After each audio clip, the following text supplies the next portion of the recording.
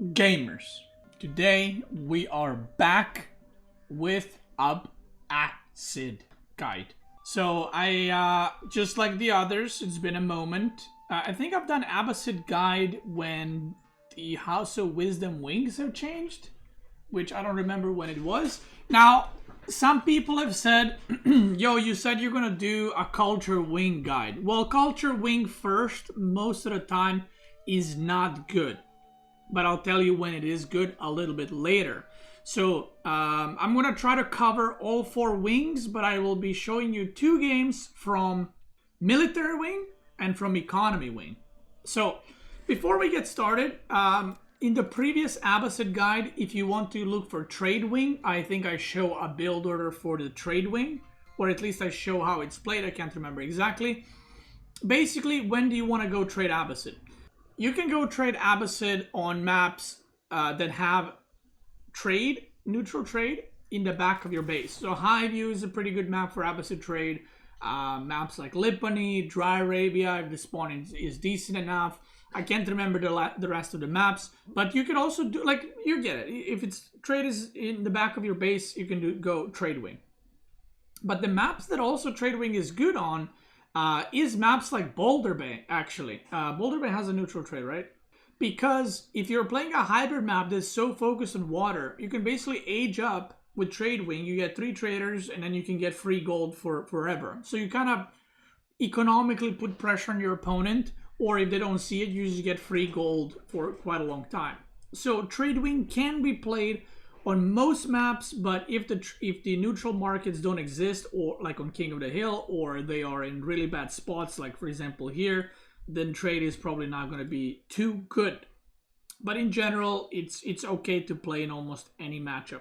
It's obviously going to be a lot harder to pull off against civs that have strong cavalry, you know, like Ghazi Raiders or French Knights or Rus Knights, but it is possible. And it's quite good, actually. It snowballs quite hard. I'm going to quickly cover Culture Wing, and then we're going to jump into this. Culture Wing, you want to go in... This might be like too complicated, but try it out. Culture Wing, I've tried different builds with like Culture Wing into Fast Castle or whatever. Like people have mentioned like the Gulam Rush. To be honest, it might work in like lower leagues until people learn how to play against it, but in general, it's not very good. It's kind of like Burger Rush. But I don't think it's that good, so I didn't bother playing with it too much because, yeah, it just sucks. But if you're playing against civs that you don't want to stay in feudal forever, but you do eventually want to fight in feudal because you're going to die otherwise, opening Culture Wing is actually pretty decent. So one civ that I found that Culture Wing is pretty decent against is English. So the reason for that is, as the game goes, you can defend English pretty easy early on, but later on in like long feudal, they will have longbow and men-at-arms, and you don't really have the greatest response when that mass of units becomes huge. So having a Culture Wing will enable you to actually get castle just a little bit faster to compare to what you would usually do while producing units, so that you can unlock mango hills or whatever else. But against all the other civs, I would say you can trade just fine in the feudal age, and you don't necessarily need a Culture Wing, which is why I don't think Culture Wing has too many plays.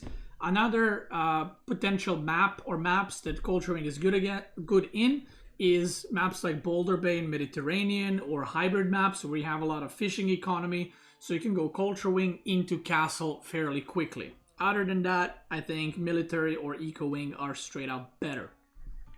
Now, I'm going to show you a military wing opener against Ottoman, which is arguably the hardest matchup for Abbasid, in my opinion. English can be pretty rough, but I would probably say Ottoman is the hardest matchup. Whenever I play against a civ that's more aggressive, I like to open with mill.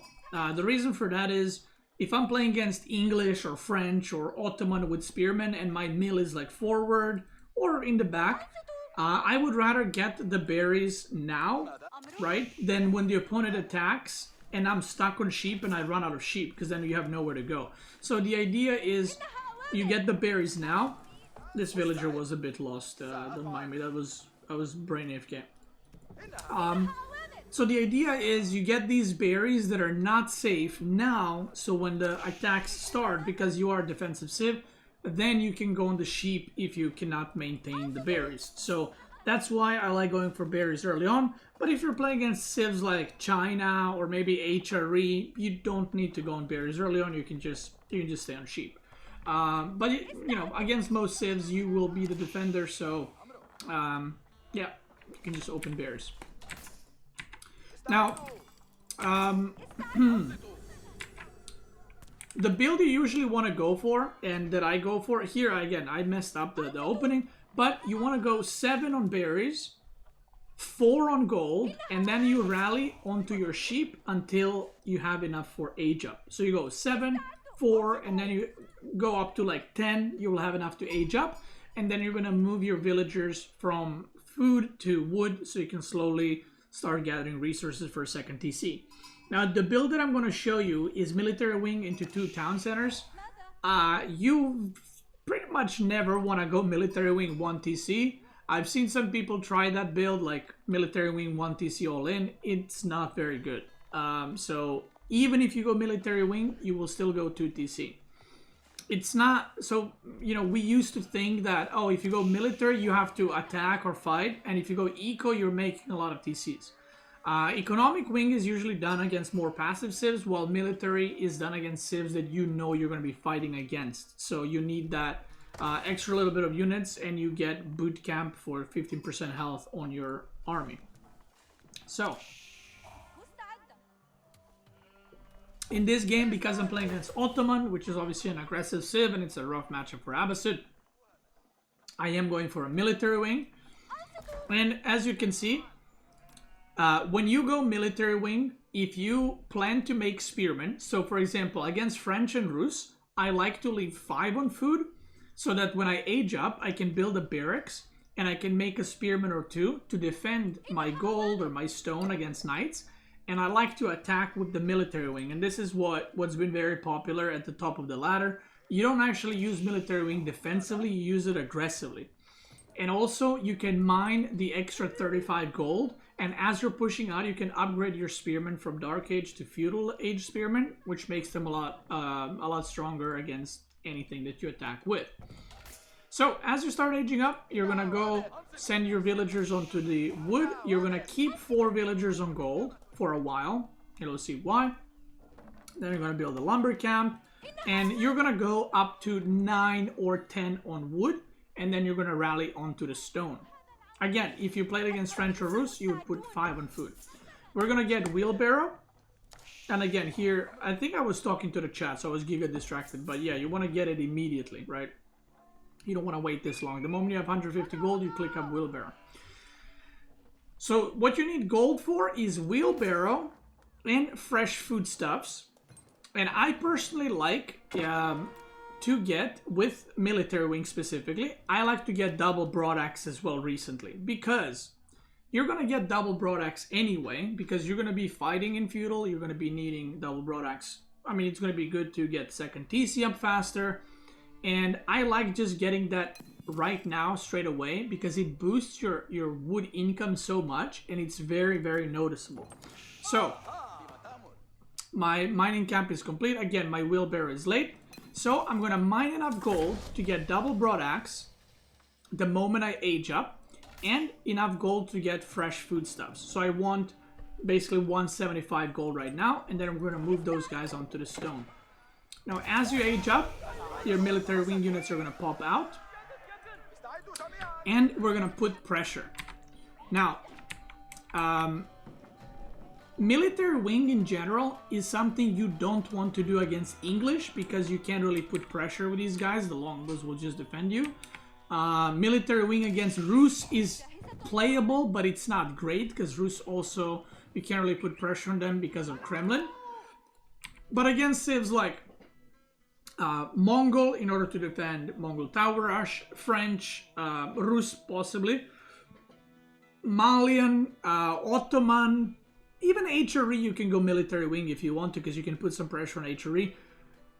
The only civ that it's not very good against is English and sometimes Rus, depending on the Kremlin spot. But against any other civ, you can put pressure on the opponent and force them to make units, with the exception of China, where I would probably go eco-wing. So, now what I'm doing is, you can see I'm building double houses, and you might be like, why are you building double? You're not, you're not supply blocked or anything. Supply block like population capped. So what I want to do now, as you age up to feudal, you want to build enough buildings to unlock Golden Age 1. This is very, very important because your villager gathering rate is 15% increase for all resources. So right now you can see I'm 5 out of 10. This is going to be 6 out of 10, 7, 8, and this is going to connect, so 9 out of 10, and I need just one more building. And that is very, very important to get pretty early, because if you don't, you're going to be losing basically on a shit ton of resources. I'll go for barracks here. And on the other side, I managed to deny his stone, so he did get enough stone to make another military school. But if he wanted to go for a TC, and this could be any civ, doesn't have to be Ottoman. If you wanted to go for TC, or this could be gold if it's HRE, you can deny them from collecting those resources, and then you force them to make units. So right now, maybe he wanted to do 2 TC, maybe he wanted to do something else. But because I arrived here, he has to make, he's making Sipahis, and he's going to try to defend with that. So I got double broadaxe here. I'm getting the upgrade for Hardened Spearman, Golden Age Tier 1 activated. I have 8 villagers on stone. And after I have 8 on stone, I just rally more onto the wood. In general, again, I played pretty sloppy this game in terms of execution. But you want to go 9 on wood, and then rally onto the stone until you have 8. And then you're going to rally back on wood, because you're going to be needing a lot of wood to add your production buildings, because you need to add up to 2-3 barracks, 3 archery, 3-4 archer ranges, blacksmith, walls, and you need to produce a lot of archers, right? So you're gonna need a good amount of wood. And now, like, the amount of damage and the amount of distraction you can do with this, if you have enough micro and practice, is quite a bit. So I killed one spearman earlier. I'm gonna kill the second one, and this is actually the third one. Now he went imams to heal, but I'm still denying the stone as much as I can. And eventually, when I see like, okay, I can't do any more damage, you can just go back. Like, try to practice to not lose these units, because there's no need to, right? And sometimes you will lose them, and that's okay. The more you practice, the less you're gonna lose them, and you're gonna run back on time. So we got double broadaxe, we got wheelbarrow, which are super good. And if you look at now, look at that extra little bit of wood I have compared to if you don't have double broadaxe. Now, second TC, playing like this is delayed, but this is a lot safer way to play, and your economy is a bit stronger. Now I'm going to go for second TC on the deer over here. Again, placing your second TC with Abbasid or third is extremely important location-wise. So it's equivalent to placing like Barbican or Kremlin for the other civs.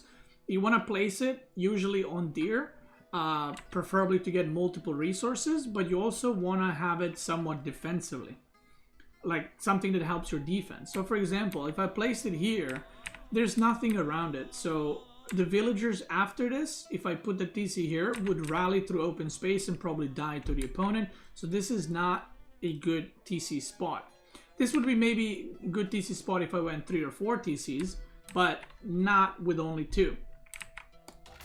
Did I get fresh foodstuffs? I'll talk about it now.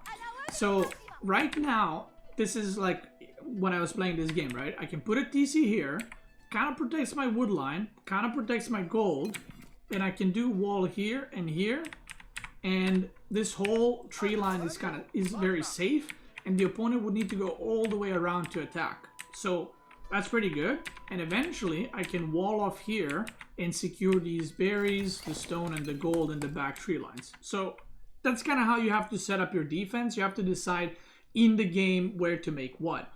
Now, I could have also gone TC on the berries here, but it doesn't protect the back berries. I would still have to wall.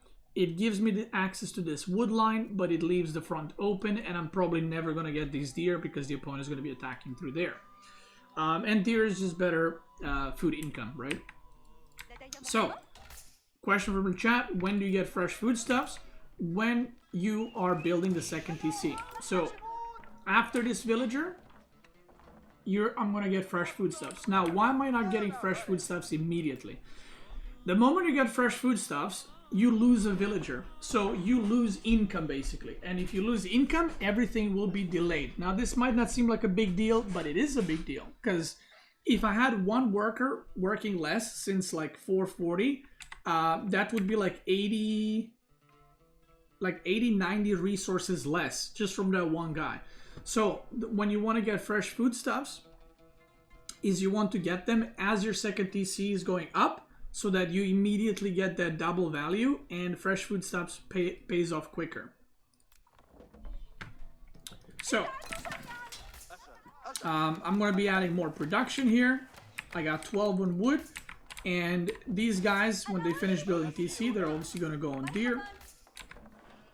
But for right now, I'm going back with units, and like I said, I want to add as many production buildings as possible. So now the general rule is, I like to have 5 on gold. When your TC finishes, you should put 3 or 5 on gold are fine. I like to go with 5 and get super, or not super fast upgrades, but slowly start getting my upgrades. So like I said, I like going 5. You can go 4, you can go 3. You know, it's all good. So why do you want insta villagers on gold? Well, I want to get survival techniques if I'm getting both deer packs. In this case, I might not be, because the second one is pretty far away. I want to get horticulture. I want to get boot camp. I want to get blacksmith upgrades fairly quickly. You know, forestry. So you are going to need gold for all of that. And like I said, those upgrades are going to be very, very much needed. But after you put 3, 4, 5 workers on gold, you want to rally 1 town center onto food and 1 town center onto wood. So right now, I think I misclicked here. This is supposed to be on wood. I think I'll move villager in a second because I'll have too much food. And that way, you don't have to think about your economy too much. 1 TC on wood now, 1 TC on food, and you just make units. I'm gonna start getting my upgrades as well. You can see I'm getting survival techniques for these deer. And now I'm just spamming units, because you have to. Now, I did have a scouter round, because you want to know if your opponent is going second TC or rushing castle. I see no second TC here. I see a bunch of production. I see that gold is mined with only 3, 4 workers for upgrades. So I know that he is committing, and I also think I caught his army in a little bit. This one, and I saw, okay, it's a lot of units. I'm getting +1 steeled arrow. Even though I am the defender, TCs, remember, and towers also get damage upgrades from steeled arrow. So if you're defending with a lot of archers, it's better to go for this. Now, people in FA crashed. Oh no. Well, that's a problem. We'll see what we're gonna do with that. So the next upgrade I'm going to get is Iron Undermash. You can get the rest of the economic upgrades, and you're just pumping units right now. Now, this is how you play Military Wing if you are fighting against your player.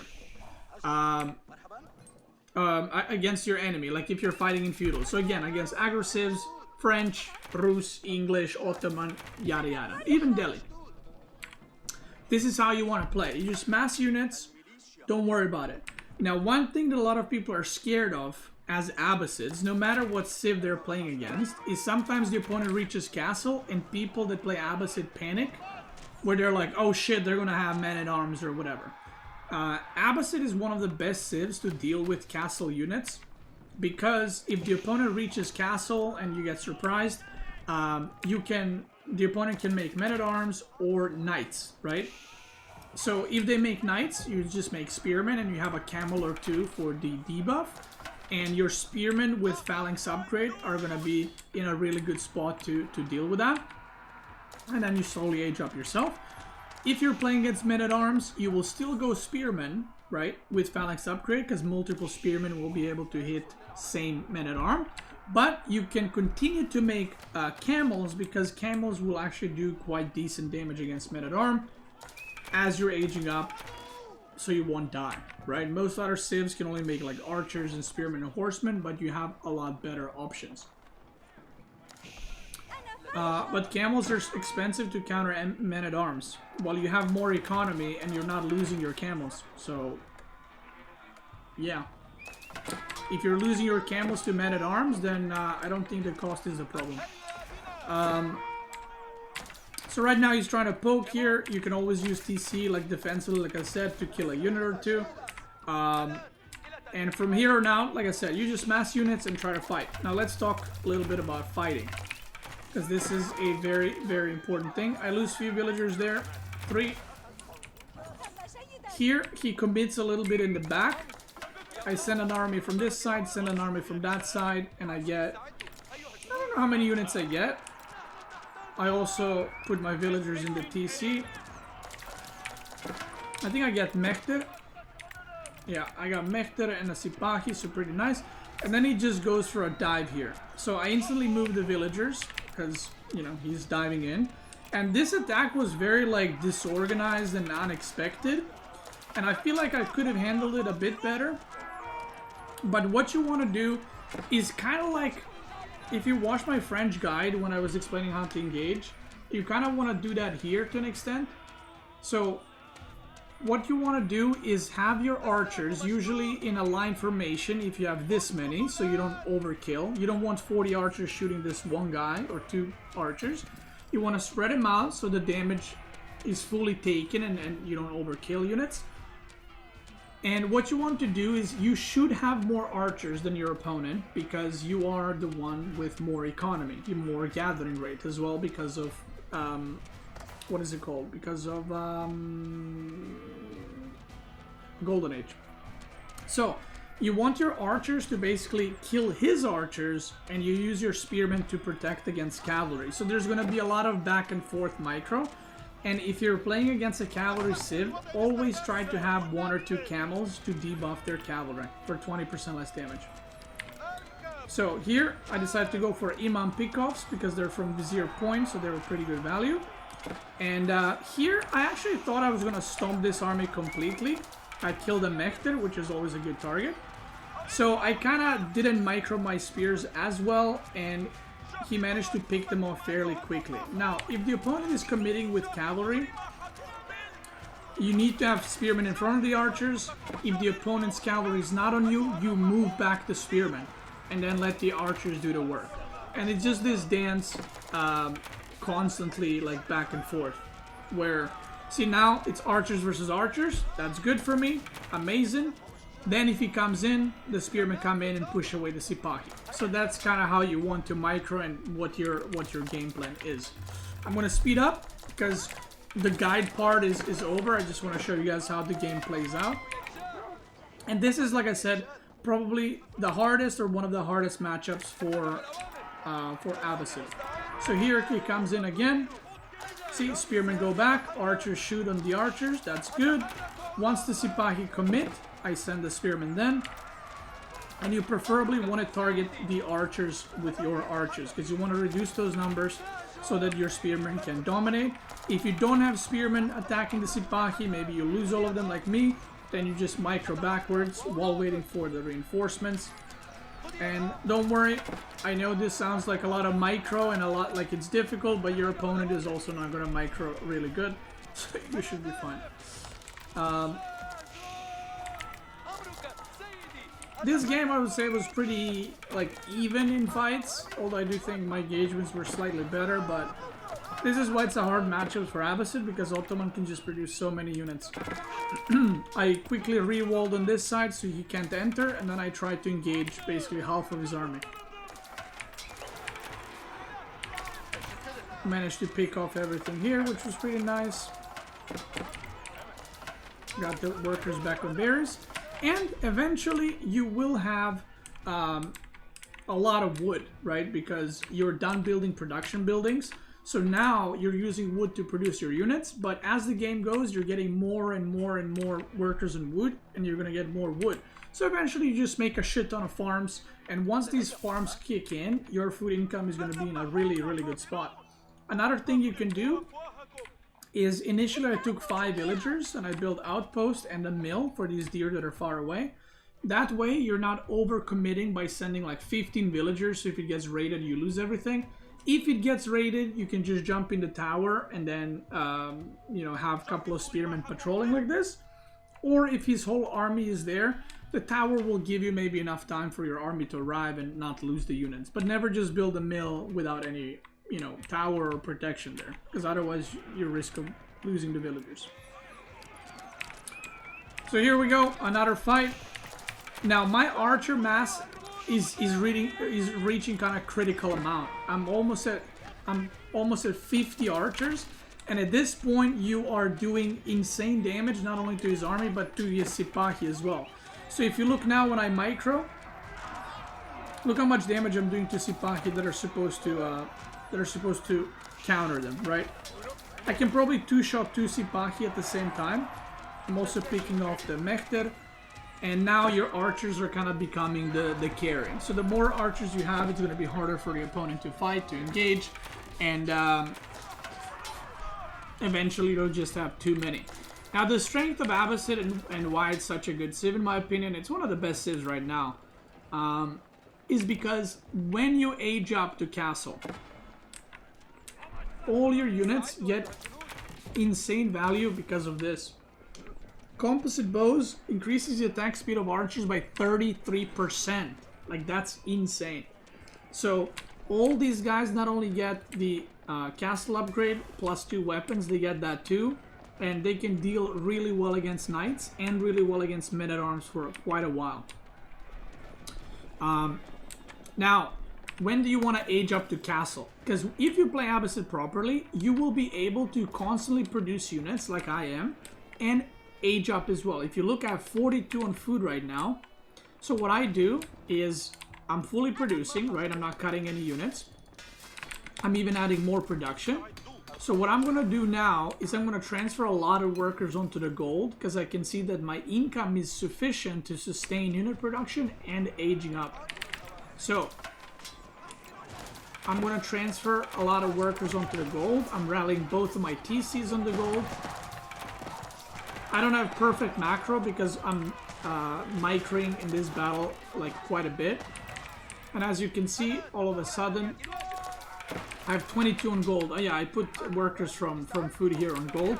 So I have 22 on gold, and I'm going to be able to age up super fast. Now, when I go military wing, I like to go culture wing second. The reason I like to go culture wing second is because I don't need economic wing, because I'm not going to be making a 3rd TC. I don't really need farms to be cheaper at this point because I have really good eco.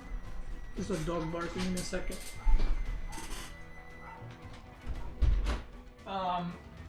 So you're not going to get a lot of value from economic wing. Like, yeah, you're going to get agriculture, but it's not necessarily needed. So trade, I mean, technically you could go trade, I guess, if you have the map control, but it's also kind of like not needed because you're already ahead in economy. So I like to go for a culture wing so I can get preservation of knowledge, because it is also an economic upgrade. It will reduce all the technology 20%, including your imperial age up. So I clean this up. Now once you age up, you still want to be producing units, by the way. Don't stop producing units. You have enough income at this point. You still want to produce units. And you want to put between 18 and 20 workers on gold for now, because you're going to be getting mosques for relics. You're going to be getting a crap ton of upgrades. And this is one of the good things about Abbasid. You can pretty much get all the upgrades like immediately. So you get preservation of knowledge instant. That's the most important thing. Now, when do you get unit upgrades and when do you wait for preservation knowledge to finish? So in this game, because it's a very aggressive game, I'm still getting attacked. I don't want to wait for this upgrade to finish for 25 seconds or however, it's 24 seconds. I don't want to wait for 24 seconds in order to get my military upgrades 20% cheaper. Like 20% on this is not that big of a deal. So I immediately get the archer upgrade, veteran, and a veteran spearman, and I think I'm gonna get +2 on my blacksmith, right? But if I was playing against a civ that's, or not civ, but opponent that was more passive, you could just wait for preservation knowledge to finish and then get all the upgrades. So now that preservation knowledge is finished, I'm gonna get composite bows, I'm gonna get double broadaxe, fertilization, specialized pick, and just every other upgrade, right? So you get that value, and again, your Imperial is also going to be cheaper.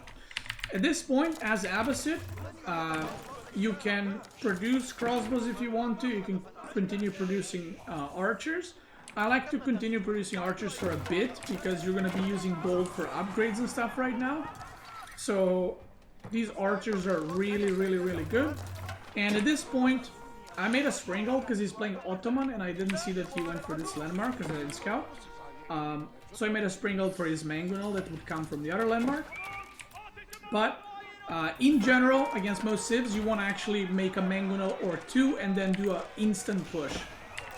So if you look now, my army is just way bigger. I'm capped. He's like 150 supply. And because I have all the upgrades, I have better economy, I can push immediately. And you'll see the last fight with these archers. It's super, super one-sided. I'm making more farms, so you can start getting stone for walls or keeps or towers, whatever you want. So I break here because he's trying to run away. And if you look, I mean, the army supply is not really close, right? But the archers, I'm going to show you, they don't only kill like archers, they kill everything because the attack speed is so good. And they just have a shit ton of DPS. And same thing, look, I'm holding archers against these archers, and I'm holding spearmen for Beastyqt. And that's it. Now, I could almost go Imperial here because of all the farms, all the workers, and all the economic lead that I have. So this is, again, pretty much how you play against any civilization that is super aggro in feudal. Now I'm going to show you the economic wing. Economic wing is a bit different. Technically, you can go eco wing and then fight in feudal, but economic wing is, general rule is if you're going to go 3 TCs or more, I don't mean to make 3 TCs, but to have a 3 TC total or more, economic wing is better. If you're only going for 1 extra TC, it's better to go military wing or culture wing. If you want to go trade, obviously you stay on 1 TC. So, this was Abbasid versus China, and in this matchup, you can go for military wing, but I don't think it's very good, because if the opponent has a good Barbican, the military wing won't be able to do anything, like the initial 4 units. And the Chinese player will probably not be staying in feudal. They're just gonna go 2 TC and then age up right after. So there's not much of a timing for you there with military wing. So in this matchup, you go economic wing because you also don't want to stay on only 2 TCs. You want to go at least 3 or more. The build is going to be pretty much the same as the other one. 4 on food, 4 on gold. Then we go onto the wood, and we're also, oh yeah, so the moment I age up, I'm going to be getting a Fertile Crescent immediately. Now, in this game, I did not go for double broadaxe because I wanted to get 2 TCs a lot faster, so I wanted to get that second TC going.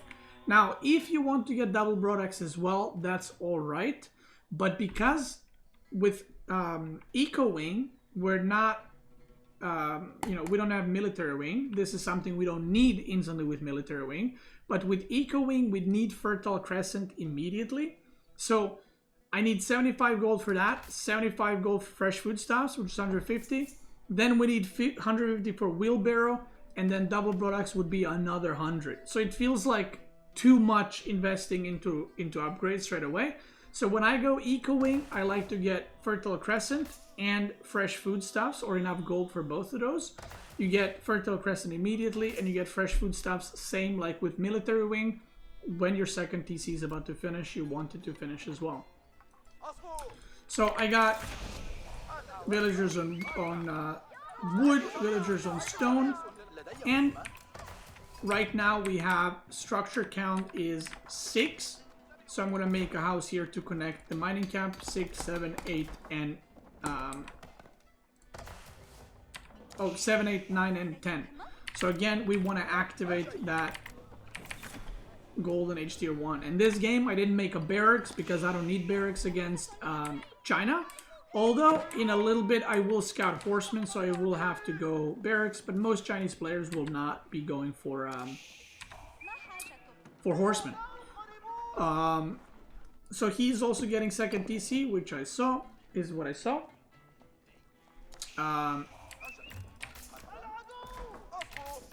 And the first TC, now this is important. If you go 2 TCs, you build a second TC on the deer usually, right? So if I was going for 2 TC, I would probably build my second TC here. And then I would wall off the top side if I was going military wing on this map. Now in this one, because I'm going 3 or more TCs, the first TC you want to place right next to the stone for 2 reasons. Number 1 is I don't want to go make this TC here and then run back to mine stone. You're wasting too many resources. And number 2 is because if the opponent tries to harass, there's nowhere to harass you. You can pull these villagers onto food. Wood villagers are protected by TC, and now your stone villagers are protected by town center as well. So in this game, because he is going 2 TC song, I decided to go for 4 TCs. You can just stay on 3 if you want to, but I like going for 4 because I feel comfortable holding whatever the opponent is doing.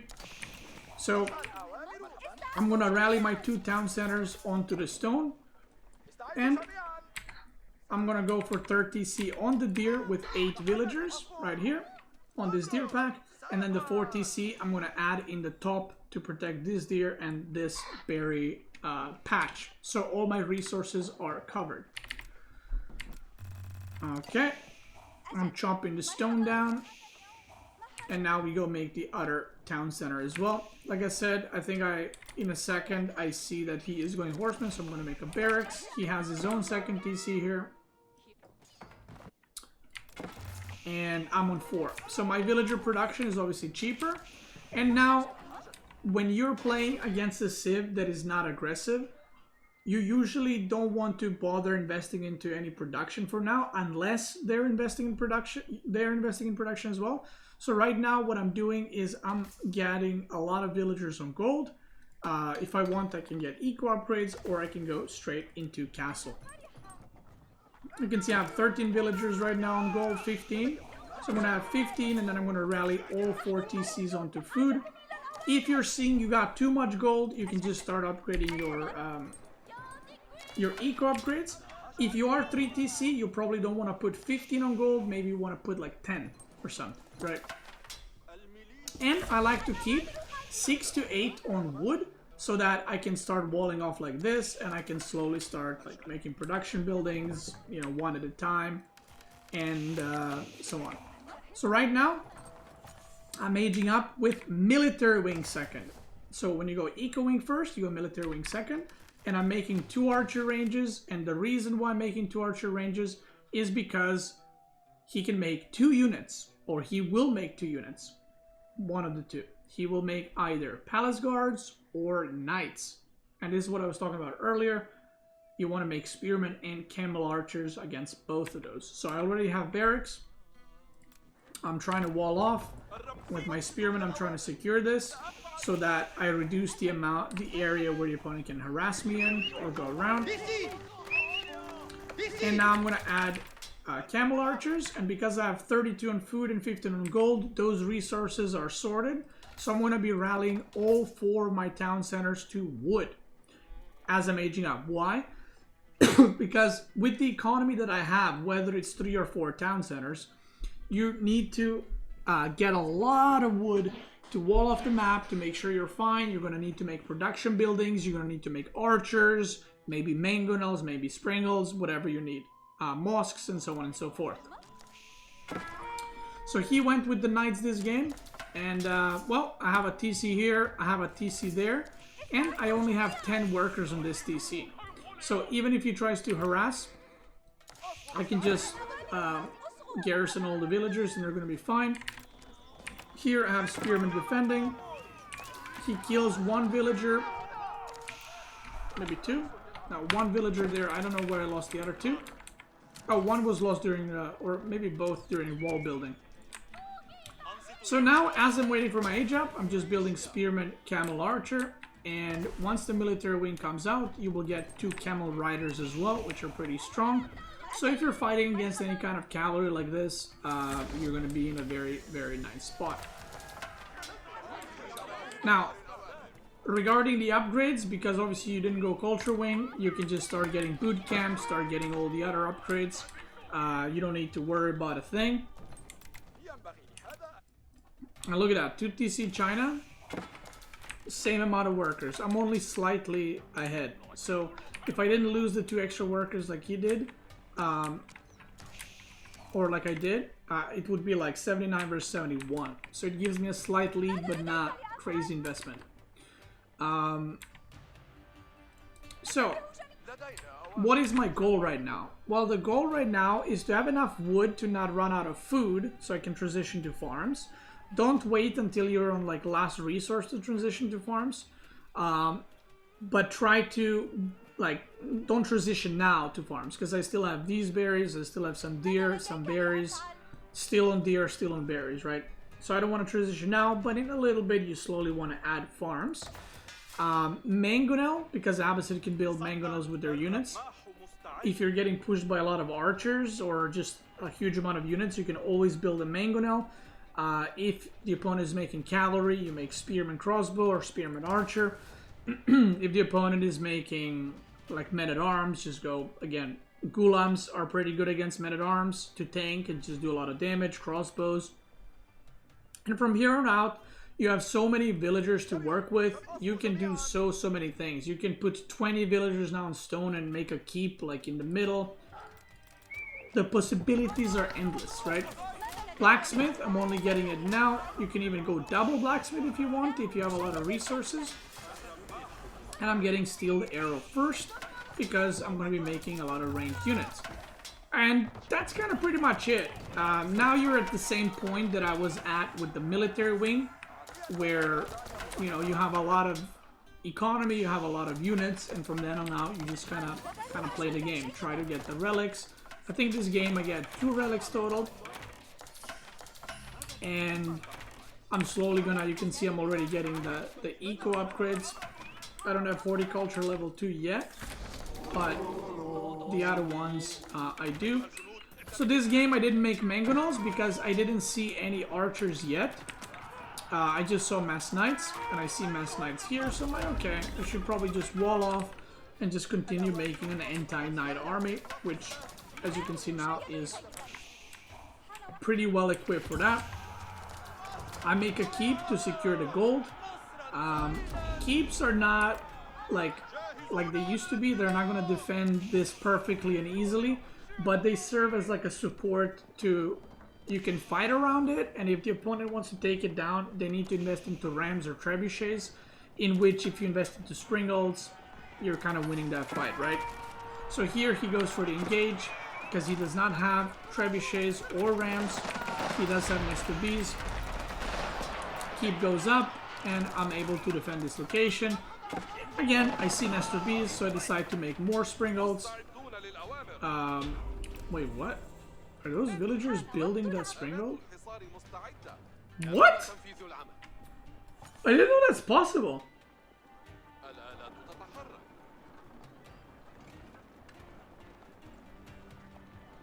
Wait, did you see that?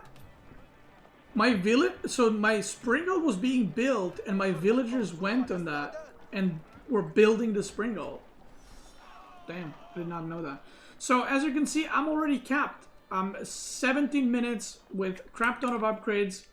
I'm already at 200 supply. Look at my resources as well. I can age up soon as well. Just pretty crazy. I'm transitioning to farms. 2.4, boom, I can age up. Trade wing is the 4th option, because I don't need culture wing. You don't really get anything. The upgrades are pretty crap for culture wing, and I don't really need it to reduce resource cost because I have so many resources already. So it's good to get trade wing and start slowly transitioning to that into the late game.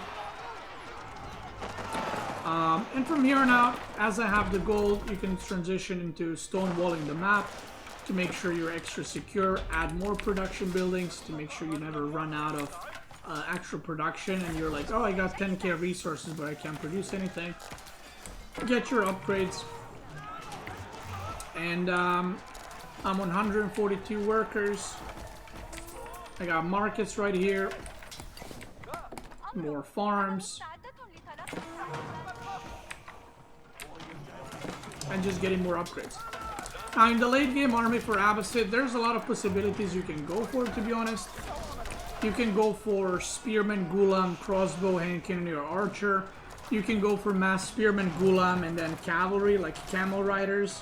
You can go like hand cannoneer, spearman, siege. Depends on the map and depends on the matchup, but there's a lot of things you can do with it.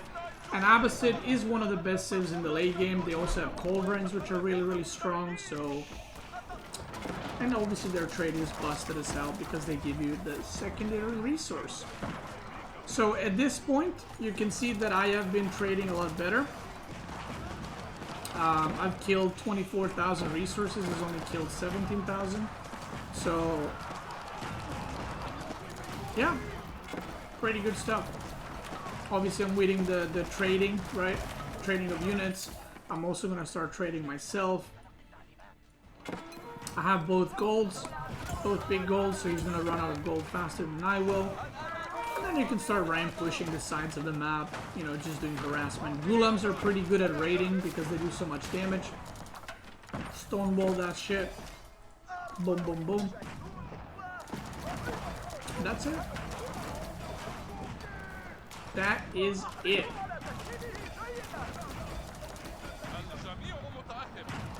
Pretty much how you do Abbasid. Abbasid. But I'm not sure if there's anything else. I'm trying to think of it. In general, Abbasid playstyle, it might sound complicated with the 4 wings, but you're kind of trying to get to the point in Castle where you have your production up and everything else. It's just how you get there is what the wing difference is. Now, there are some matchups, by the way, like if you're playing against English, you don't want to go spearman, obviously. Against English, you want to have stables and you want to have an archer range. Against knight civs, you want to go for spearman. Against, I don't fucking know, like, it depends what civs you're playing against. You gotta adjust your unit composition. So, for example, if you try economic wing against English and you just go no units and you try to get a second TC, you might be in trouble. Usually what you want to do against English as Abbasid, you want to leave like 7-8 villagers on food as you're aging up, and then immediately make stables and archer range when you age up, and start producing units immediately so you can deflect that first push and get your second TC a little bit later, because you will still be ahead in economy compared to your opponent. So yeah. What about against Mongol? Well, you go military wing and you make whatever they're making. You make a counter units to whatever they're making. I don't know what your Mongol opponents are making, so it's hard for me to say blindly. But that's pretty much it. That's going to be the Abbasid guide. I hope you guys enjoyed it. If you're watching on YouTube, thanks so much for watching. Make sure to subscribe. We're almost at 100k. Check me out on Twitch. I'm probably live right now, playing some video games. And if you're watching on Twitch, let's keep going.